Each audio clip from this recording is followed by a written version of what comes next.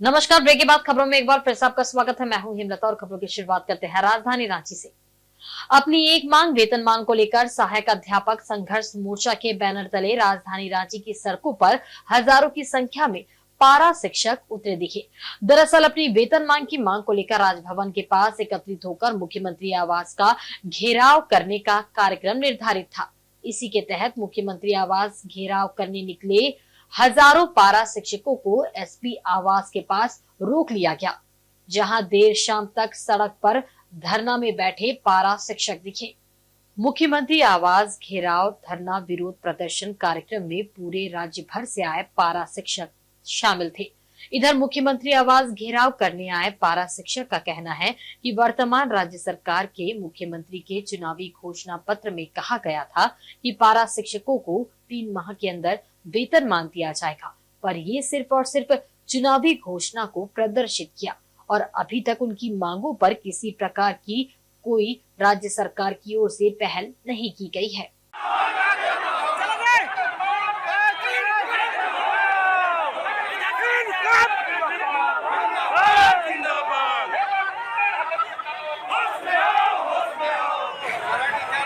बदल गया, पारा शिक्षक की जगह सहायक अध्यापक बन गए, बाकी कुछ नहीं मिला। आज हम लोग को अपना घर चलाने में भी दिक्कत हो रहा है, तो क्या करें? अपना पेट लार रहा है तो फिर सड़क पे आ गए। आपका आवाज लगाना, आप भी तो वही कर रहे हैं जो हमारे पिछले मुख्यमंत्री कर रहे थे, सड़क पे ले आए, आप भी तो वही कर रहे हैं। आइए वार्ता करिए और कल घोषणा करिए कि हम सभी 62,000 सहायक अध्यापकों को वेतनमान देते हैं, नियुक्ति पत्र सौंप रहे हैं और विद्यालय में जाकर अनुग्रहित करिए। हमारी बस इतनी ही मांग आप पूरी करिए। पूरा जयकारा के साथ हम लोग 62,000 सहायक अध्यापक आपका नारा लगाते हुए आगामी चुनाव में आपको फिर से सीट दे रहे हैं। बस हमारी इतनी गुहार है। हम लोग का एक ही मांग है जो मुख्यमंत्री अपनी चुनावी घोषणा में कहे थे कि 3 महीना में हम पारा शिक्षकों को वेतनमान देंगे। वही मांग है हम लोग को कि जो आपने वादा किया था चुनावी घोषणा में कि 3 माह में हम वेतनमान देंगे, वो वेतनमान की घोषणा आप 4था वर्षगांठ कल मनाने जा रहे हैं। और हम लोग को ये घेरा डालो डेरा डालो कार्यक्रम 28 नवंबर को आप लोग को लिखित दिया गया था माननीय मुख्यमंत्री जी को। मुख्यमंत्री जी शिक्षा मंत्री के पद पर हैं, हम लोग शिक्षा मंत्री से वार्ता करेंगे और शिक्षा मंत्री से कम किसी से वार्ता नहीं करेंगे। राजधानी रांची के प्रदेश भाजपा कार्यालय में प्रदेश भाजपा अध्यक्ष के द्वारा एक प्रेस वार्ता आयोजित की गई। इस प्रेस वार्ता में वर्तमान राज्य सरकार के खिलाफ प्रदेश भाजपा ने आरोप पत्र जारी किया। प्रदेश भाजपा अध्यक्ष ने कहा कि हेमंत सरकार के खिलाफ जारी आरोप पत्र में उनके वादा और अभी की वास्तविक स्थिति को बतलाया गया है, जिसका आकलन खुद से किया जा सकता है। वर्तमान राज्य सरकार राज्य हित कोई भी कार्य करने में पूरी तरह से विफल रही है। भ्रष्टाचार के बिंदु पर तो राज्य सरकार अपनी चरम सीमा को पार कर चुकी है। वर्तमान राज्य सरकार के 4 साल के कार्यकालों को देखा जाए तो सिर्फ इलीगल कार्य हुआ है। वहीं झारखंड राज्य में कानून व्यवस्था, महिला सुरक्षा पूरी तरह से चरमराई हुई है। झारखंड में तुष्टीकरण की राजनीति भी जोरों पर देखी जा रही है। वर्ग समुदाय विशेष को खुश करने के लिए तरह तरह के हथकंडे अपनाए जा रहे हैं। धर्मांतरण का खेल भी बदस्तूर जारी है। वहीं बुनियादी सुविधा को लेकर वर्तमान तक सरकार बिल्कुल उदासीन दिखती है। वर्तमान राज्य सरकार जिस प्रकार से भारतीय जनता पार्टी पर आरोप मढ़ता आया है कि भारतीय जनता पार्टी के शासन में राज्य में किसी प्रकार का कोई कार्य नहीं हुआ है, तो आरोप पत्र के माध्यम से हमने सारी वस्तुस्थिति को बिल्कुल स्पष्ट तरह से सामने रख दिया है। प्रदेश में अगर कहीं की भ्रष्टाचार की चर्चा होती है तो वो झारखंड की चर्चा है। आज पूरे राज्य नहीं पूरे देश में उसकी चर्चा है। अब पूरे 4 वर्षों तक आप देखें तो सरकार ने कोई लीगल काम नहीं किया, सब इलीगल काम। चाहे वो बालू का हो, नदी नालों से बालू की उठाव हो, ऑक्शन नहीं हुआ। विदाउट ऑक्शन के ही सारे बालू को यहाँ से वहाँ पार करवा दिया। बिहार को गया, यूपी को गया, खूब उसमें से टका कमाया, किसी से झुका हुआ नहीं। कोयला का भी उस प्रकार की इलीगल उत्खनन हुआ, पत्थर की खदान के भी इलीगल उत्खनन हुआ। साहेबगंज की घटना आप सबको पता है, सीबीआई की जांच वहाँ चल रही है। अगर हम ऊपर की बातों को छोड़ भी दें तो नीचे भी, चाहे ब्लॉक हो, अंचल हो, थाना हो, जहां आम लोगों को काम पड़ता है, उन सारे दफ्तरों में आज के तारीख में भ्रष्टाचार व्याप्त है, नहीं बिना पैसा से कोई काम नहीं होता है, लोग बिल्कुल परेशान हैं। ये राज्य की हालत है भ्रष्टाचार की, और उसका मुख्य कारण ये है कि राज्य के मुख्यमंत्री ही खुद उन भ्रष्टाचारियों को बचाने के लिए, आप सबने देखा होगा, सुप्रीम कोर्ट से महंगी महंगी लॉयरों को ला करके हाई कोर्ट, सुप्रीम कोर्ट तक दौड़ लगाते हैं। रुकवाने के लिए जितने भी प्रयास करना, वो सब हथकंडे अपनाते हैं। ईडी वालों ने कई नोटिस भेजे, उनको लिख करके दिया अमुक अमुक भ्रष्ट लोगों के ऊपर एफआईआर करें, लेकिन आज भी उन सारे फाइल हेमंत सोरेन के आलमीरा में पड़ा हुआ है, रखे हुए हैं, एफआईआर ही नहीं कर रहे हैं। तो जब भ्रष्ट अफसरों को बचाने में खुद मुख्यमंत्री लगे हो, तो फिर भ्रष्टाचार कैसे समाप्त होगा। और दूसरी तरफ आपने देखा कि ईडी ने मुख्यमंत्री को ही कितना 6 नोटिस दे चुका, और 6 नोटिस देने के बाद में मुख्यमंत्री हाजिर नहीं हो रहे हैं, शामिल नहीं हो रहे हैं, तो ये बिल्कुल स्पष्ट है। एक और जहां वो कहता है कि हम डरते नहीं हैं, तो फिर भागते क्यों हैं।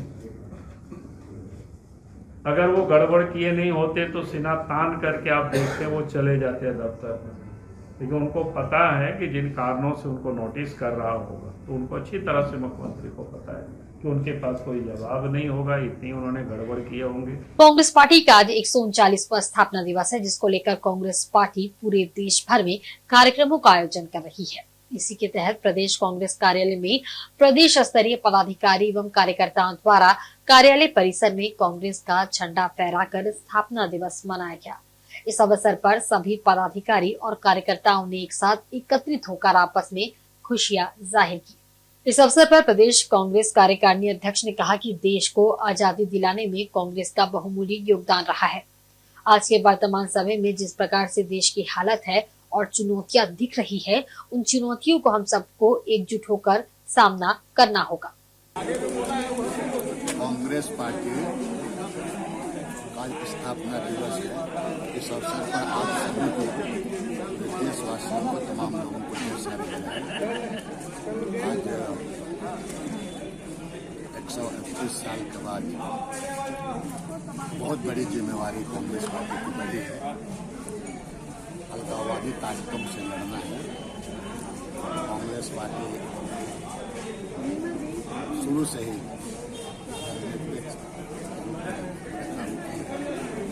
देश को आजादी दिलाने में कांग्रेस पार्टी आज जो परिस्थिति है, उस परिस्थिति के अनुसार पूरे लोगों को एकजुट होकर इस चुनौती का सामना करना है और आने वाले देश को यहाँ के मजदूर, किसान से लेकर बेरोजगारों के लिए बड़ी जानी है। इसी समय में पूरे विदेश पूरे कांग्रेस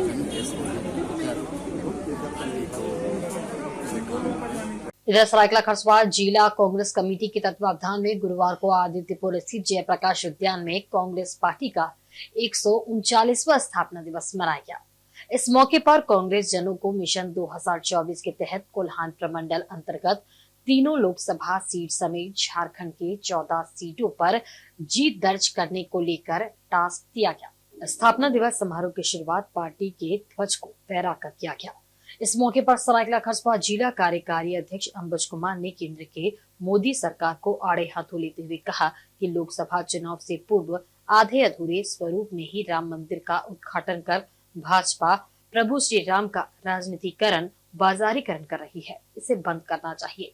भाजपा के मन में राजनीतिक लोभ नहीं है, तो लोकसभा चुनाव के बाद भी मंदिर का उद्घाटन हो सकता था। भगवान श्री राम में कांग्रेस जनों की गहरी आस्था है। हमारी शुभकामना है कि जल्द भव्य तरीके से मंदिर का उद्घाटन हो। पार्टी के कार्य व इतिहास को दोहराते हुए कार्यकारी जिला अध्यक्ष अंबुज कुमार ने कहा कि आजादी की लड़ाई कांग्रेस की देन है। देश में आज सूचना क्रांति कांग्रेस राजनेताओं के बदौलत है।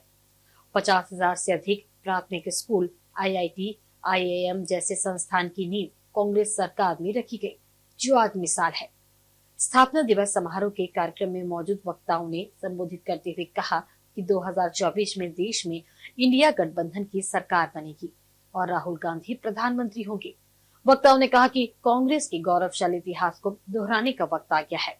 आज युवा किसान मजदूर दोबारा कांग्रेस के नीति सिद्धांत को अपनाते हुए आने वाले दिनों में कांग्रेस को सत्ता में लाने का काम करेगी।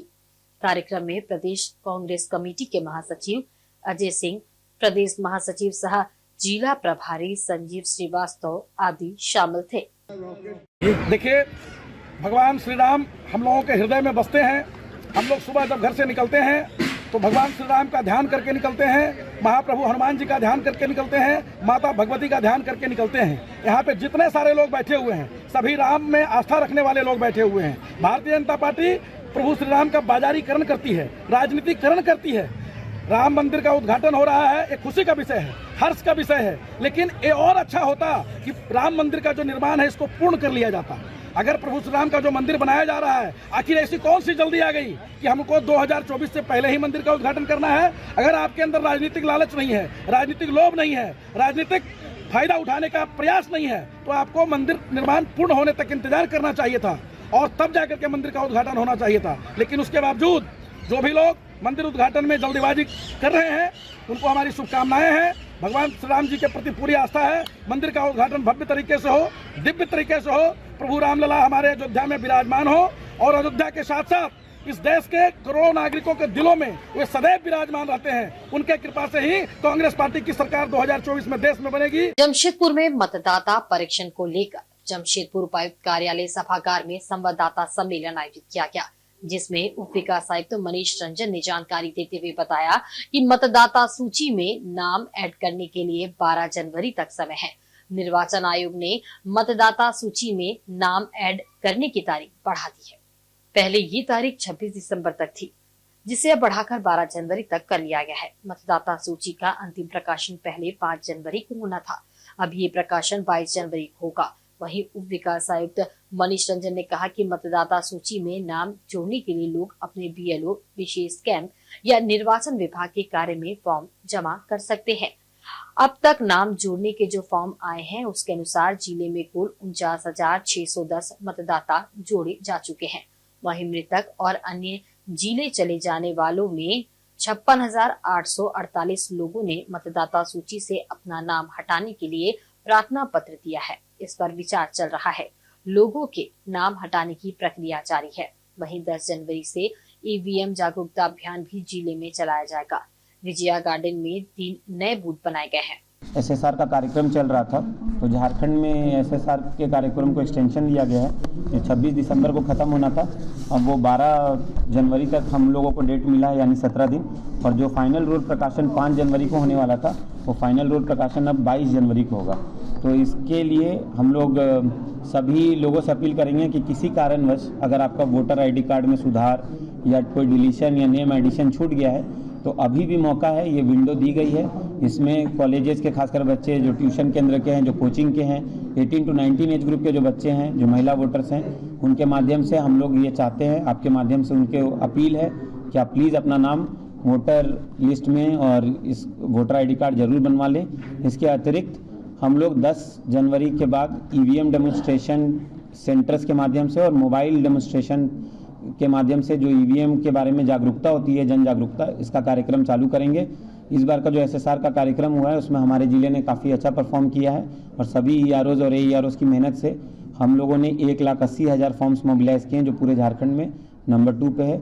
इसके लिए सभी वोटर्स, सभी BLOs, सभी जो हमारी पूरी टीम है वो बधाई की पात्र है। और मैं यही आशा करता हूँ कि आगे भी जो हमें एक्सटेंशन पीरियड मिला है उसमें हम और अधिक वोटर्स को जोड़ के अपना E-रोल को मैक्सिमम प्यूरिफाई कर लें। वहीं जमशेदपुर के सोनारी एयरपोर्ट में उस समय अफरा तफरी मच गई जब एक तेज रफ्तार कार ने टेम्पो और स्कूटी को अपनी चपेट में ले लिया।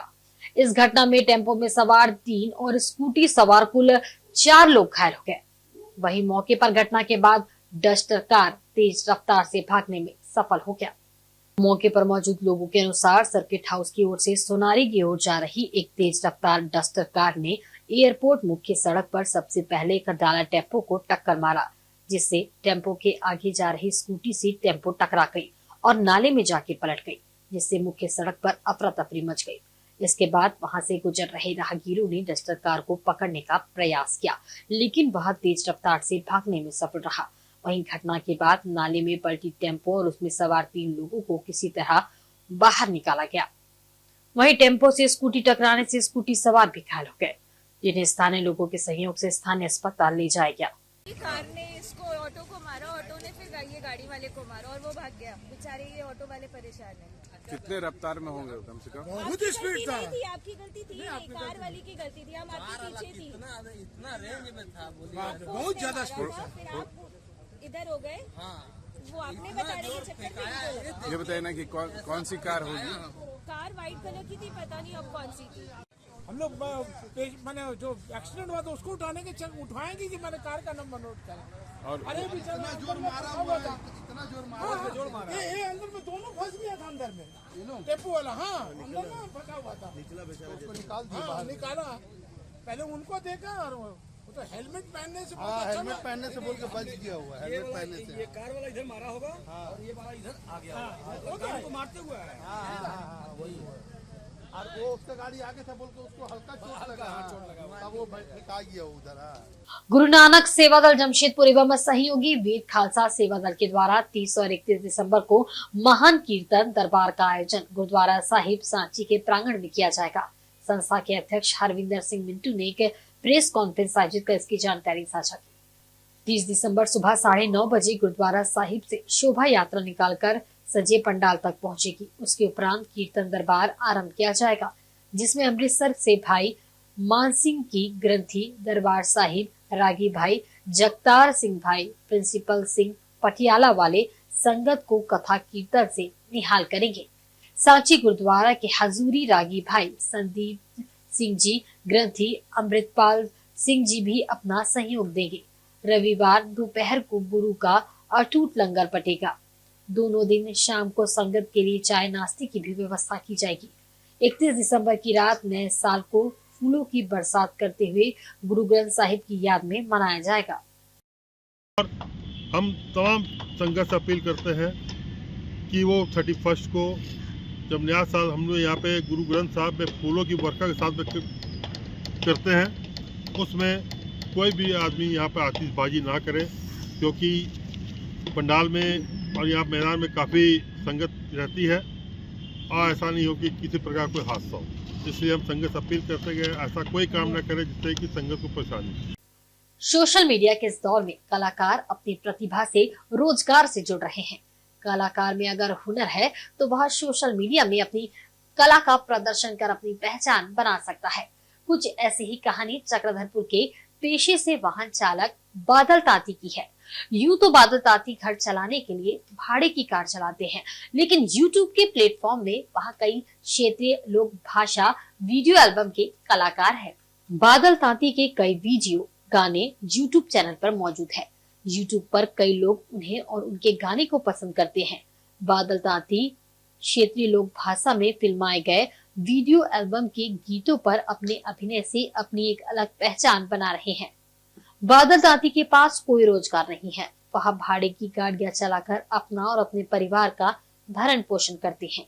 लेकिन इस बीच खूंटी में वीडियो एल्बम बनाने वाली एक टीम की नजर बादल तांती पर पड़ गई।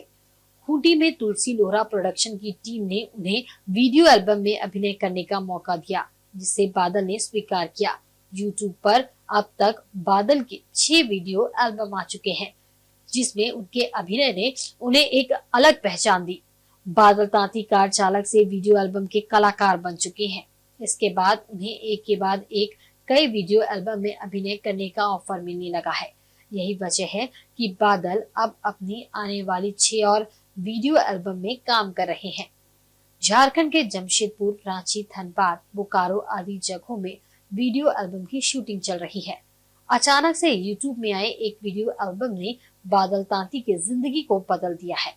रोजी रोजगार के लिए उसके संघर्ष भरे जीवन में एक नया मोड़ आ चुका है। सोशल मीडिया प्लेटफॉर्म के जरिए बादल तांती को एक नया रोजगार मिल गया है। अभी बादल कई वीडियो एल्बम में काम कर रहे हैं। वाहन चलाने के साथ साथ वीडियो एल्बम में अभिनय भी चल रहा है।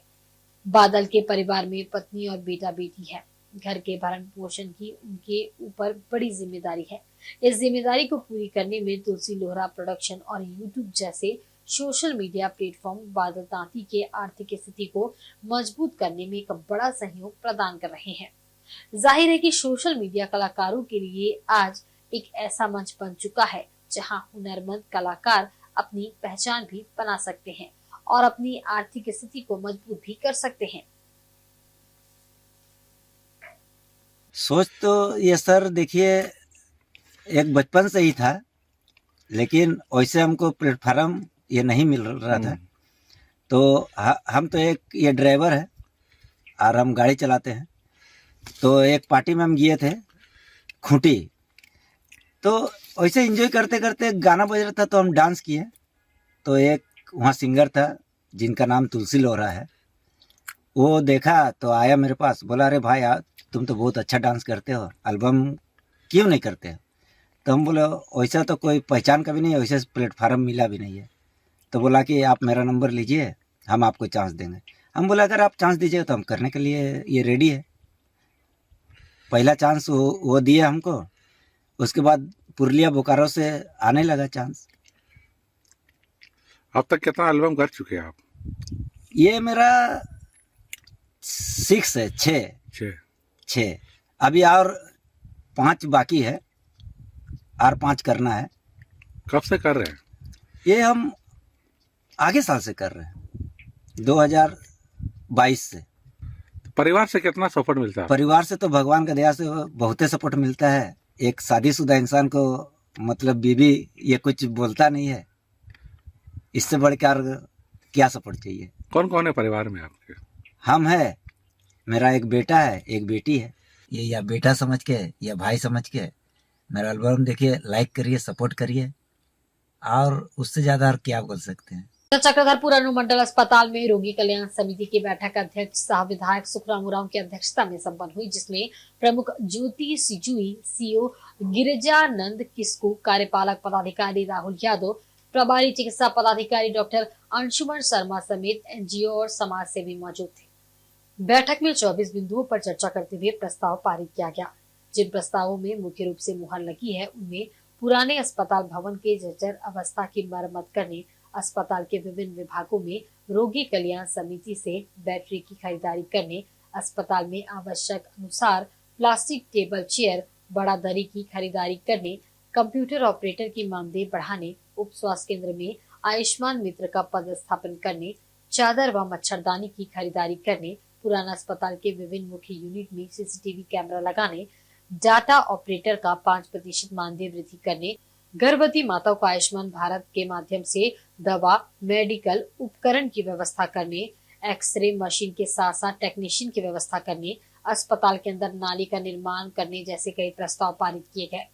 इस मौके पर समाज सेवी केशव मिश्रा, अस्पताल के प्रधान लिपिक पवन कुमार, अकाउंटेंट रवि भूषण सिंह, एकजुट संस्था के पदाधिकारी समेत अन्य मौजूद थे।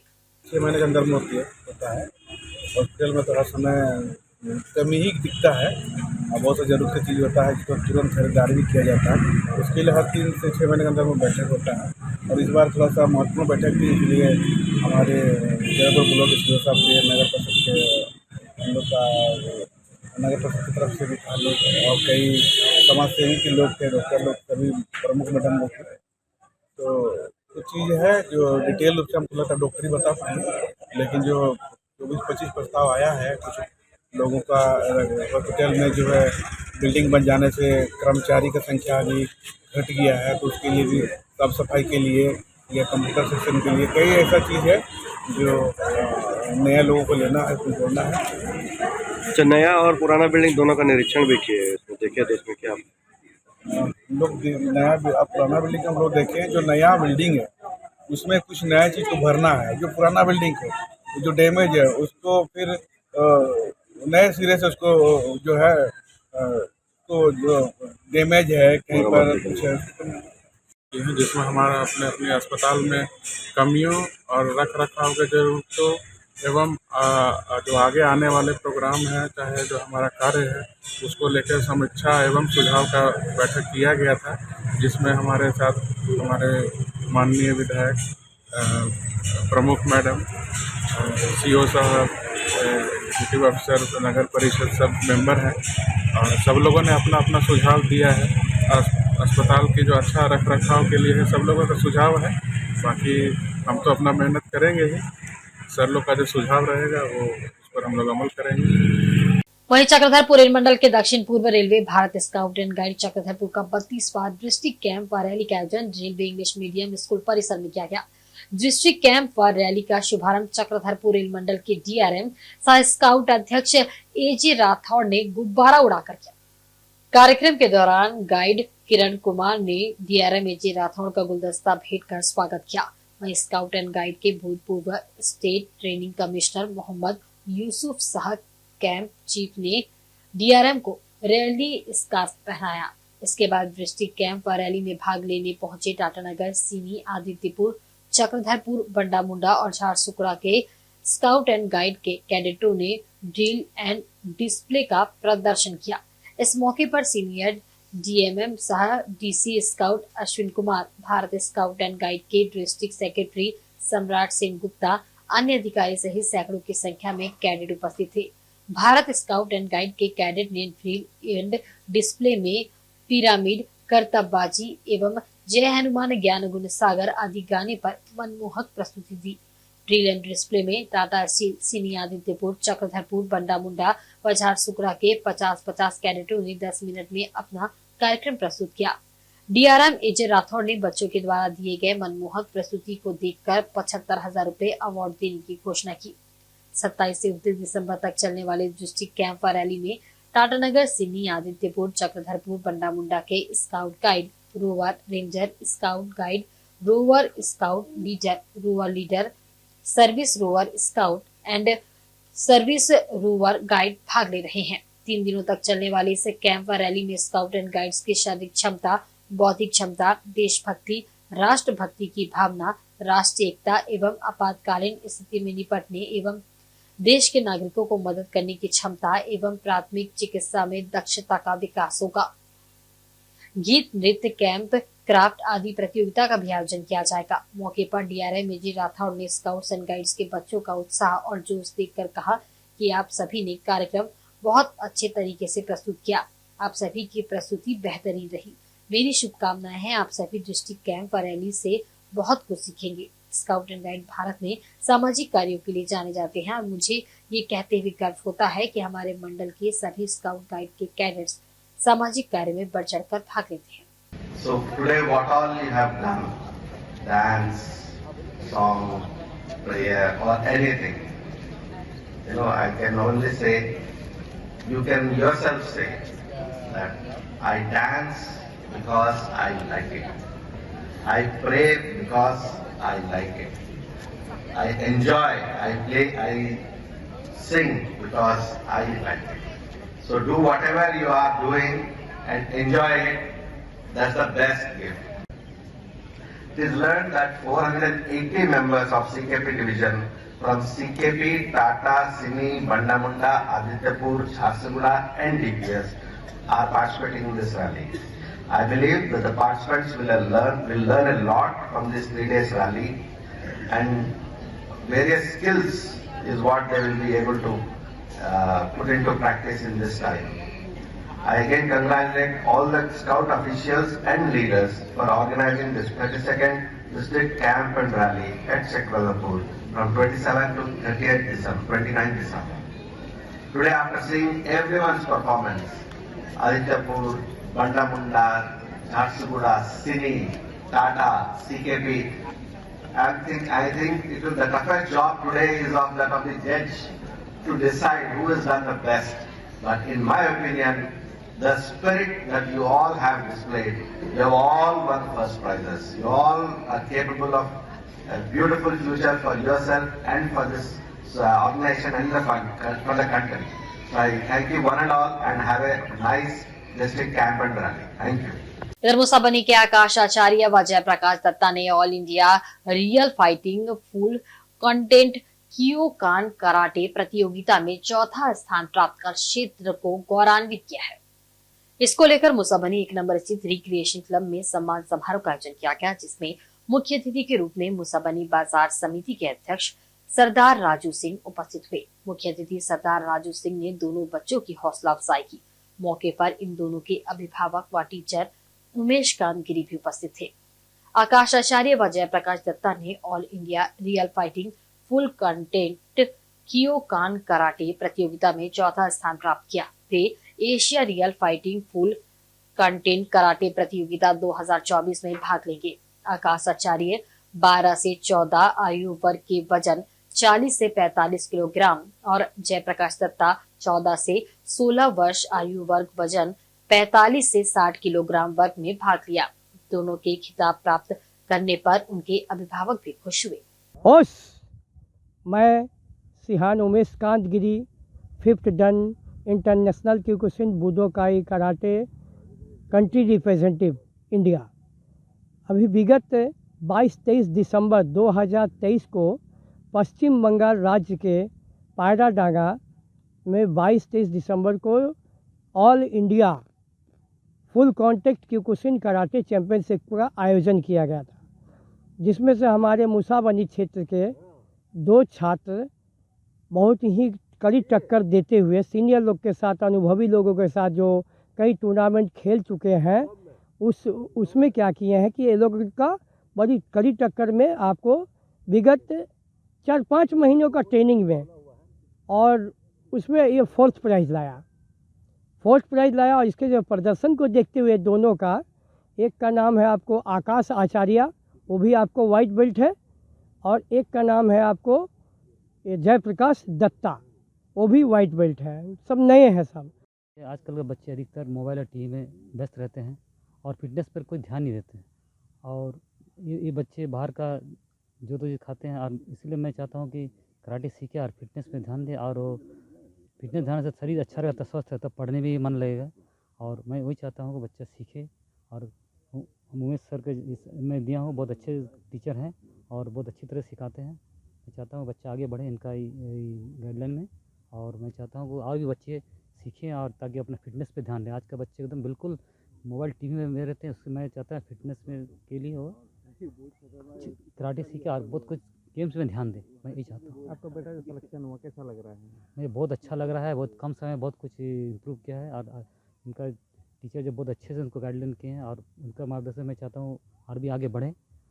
और 30वीं एसआर उमटा ए डिवीजन लीग के फाइनल में यंग झारखंड क्रिकेट क्लब की टीम ने सिरसा चक्रधरपुर की टीम को 8 विकेट से पराजित कर खिताब पर कब्जा जमा लिया।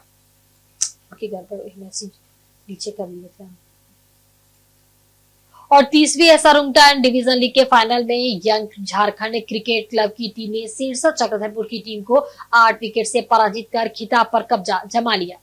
पहले बल्लेबाजी करते हुए सिरसा चक्रधरपुर की टीम निर्धारित 30 ओवर में मात्र 99 रन बना सकी, जिसे young Jharkhand cricket club Chaibasa की टीम ने मात्र 17 ओवर में 2 विकेट गंवाकर हासिल कर लिया।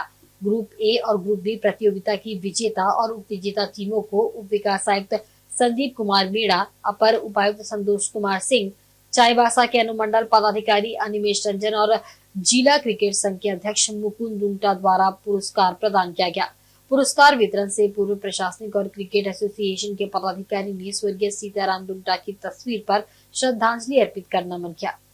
कार्यक्रम को संबोधित करते हुए उप विकास आयुक्त ने पिछले 30 सालों से लगातार हो रहे क्रिकेट मैच के सफल आयोजन के लिए एसोसिएशन और उमटा ग्रुप की सराहना की। उन्होंने खिलाड़ियों का हौसला बढ़ाते हुए कहा कि किसी भी प्रतियोगिता में जीत या हार मायने नहीं रखता है, सभी लोगों के सहयोग से ही कोई भी आयोजन सफल होता है।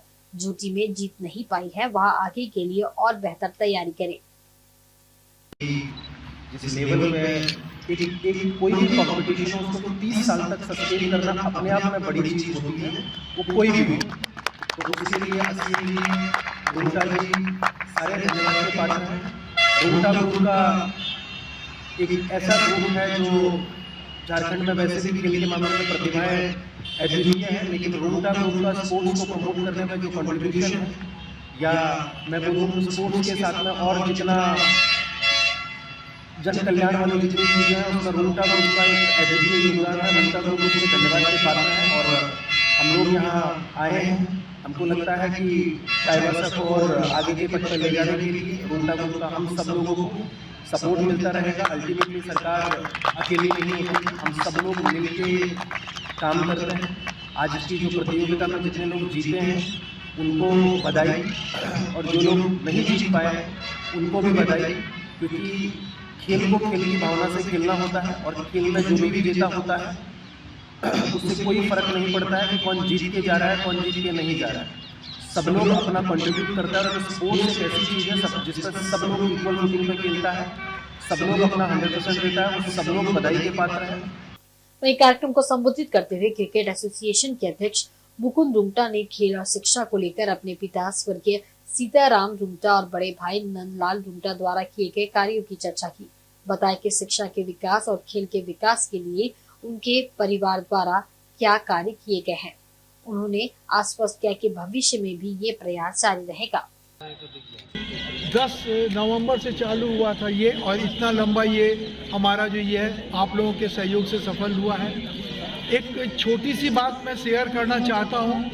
आज ये जो रूप आप देख रहे हैं इसमें प्रशासन का बहुत बड़ा योगदान है, और मेरे बड़े भाई नंदलाल जी रुंगटा जो कि आजकल कलकत्ता ज़्यादा रहते हैं, जो कि किसी समय JSCA के वाइस प्रेसिडेंट हुआ करते थे, उनका और प्रशासन का और पश्चिम सिंहभूम जिला क्रिकेट टीम के उस समय के जितने भी पदाधिकारी थे उन सब के सहयोग से स्टेडियम का ये रूप आज आपके सामने में है। इसके लिए मैं सबको बधाई देता हूँ, लेकिन अगर मैं असीम सिंह को बधाई नहीं दूँ तो ये कमी होगी मेरे पार्ट में, क्योंकि असीम और असीम की पूरी टीम जितनी लगन के साथ इस चीज़ को निभाते हैं, आपके सामने में ये मैदान है ये और जितने भी आयोजन असीम करते हैं बहुत किफ़ायती तौर पे करते हैं, कम से कम पैसा लगे। इवन ऐसा रुंगटा पेवेलियन को भी अगर हम लोगों को सजाना होता है तो ये चाहते हैं कि हम कम से कम इसको कम से कम बजट में करें।